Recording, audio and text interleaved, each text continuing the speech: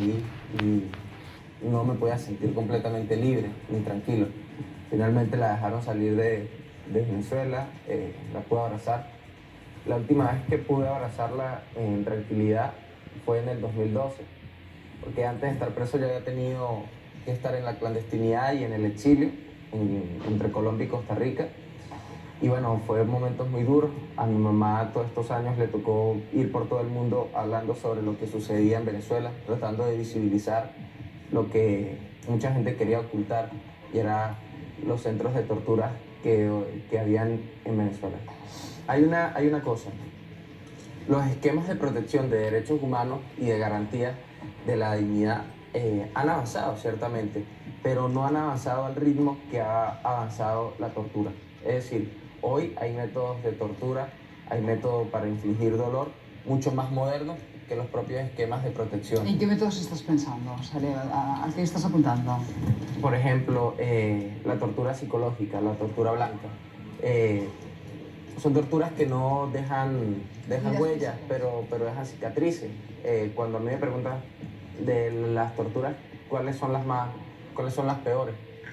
Claro, porque cuando se habla de tortura se te viene a la mente, no, la electricidad, los golpes, las costillas rotas, pero hay torturas que son peores. La psicológica, porque ¿dónde te sobas? ¿No? ¿Qué significa dónde te sobas? ¿Dónde te curas el corazón, la mente? Ya. ¿No? Cuando tú hablas de torturas, entiendo que te refieres a ese cautiverio de 2 años, sin prácticamente luz, una temperatura muy baja. ¿Cómo ha sido? ¿Cómo era esa celda en la que tú has estado encerrado en la tumba? Bueno, los 2 primeros años me tocó estar en la tumba, que es un centro que queda en un sótano 5, aislado, queda debajo del metro de Caracas. Ahí se aplica el aislamiento celular, es decir, te aíslan por completo, no ves colores, no tienes ningún tipo de contacto físico ni de voz con nadie, la temperatura es muy alta, no tienes conocimiento del tiempo, no puedes tener reloj, no puedes saber nada. Y eso es algo que lastima, porque además juegan te sacan, te interrogan, te hacen cosas que te debilitan mucho. Esos son los 2 primeros años. ¿Y los 2 siguientes? 2 años y medio. Luego de estar en la tumba, me dan una fuerte golpiza y me pasan al helicoide, que es como el lado opuesto. O sea, el SEBIN del Plaza Venezuela, donde queda la tumba, que fue en el piso 10, fue donde mataron al concejal recientemente. Tú das por hecho que fue una muerte, que no fue un suicidio, tal y como se nos ha contado oficialmente. No, fue una muerte, pero además, o sea, si hubiese sido un suicidio, no resulta más grave aún. O sea, ¿hasta qué punto un órgano de seguridad lleva a una persona a infligirle dolor, sufrimiento, zozobra, que toma como decisión quitarse la vida? O sea, es una persona que estaba bajo custodia de un órgano de seguridad y se lo entregaron muerto a su familia. Tu madre se desespera cuando o le matan o se suicida y empieza a pedir ayuda. ¿Tú tienes que agradecerle a alguien las gestiones para sacarte de ahí? Porque a mí me consta que el expresidente Zapatero ha hecho mucho. Sí, bueno, en este caso el presidente Zapatero creo que no tuvo nada que ver. Ojo, no es el único expresidente no es lo que me cuentan a mí, Lorena. El expresidente Oscar Arias estuvo desde siempre de manera genuina, más allá de intereses políticos, estuvo muy pendiente de eso. El expresidente Pastrana, el expresidente Álvaro Uribe, y así en varios países, la expresidenta Laura Chinchilla. Evidentemente yo agradezco de verdad las gestiones del gobierno de España, agradezco las gestiones del embajador de España en Venezuela, las gestiones del secretario de Estado. Fue bien difícil porque había un ensañamiento muy fuerte en mi contra, no querían que yo saliera en libertad porque primero las denuncias que había realizado sobre violaciones de derechos humanos y crímenes cometidos en la frontera colombo-venezolana. Todas las denuncias que yo venía haciendo, incluso estando adentro, logré documentar y registrar muchas cosas que sucedían dentro de estos centros de tortura, y liberarme fue difícil, pero era también como una búsqueda de oxígeno de la dictadura en Europa, o sea, buscando oxígeno. Tú dices que ha habido muchas personas que han participado de tu liberación, a mí me consta. que en fin, la mediación del expresidente Zapatero ha sido muy importante en tu caso y que además ha estado en contacto permanente con tu madre, que estaba sumamente preocupada. Pero a partir de ahora, ¿qué pasa? Porque tú eres expatriado, tienes aquí a tu madre y a tu hermana. Es verdad que esto no lo hemos contado. Se suspendieron todos los juicios, nunca se te juzgó, no sé exactamente de qué se te acusaba.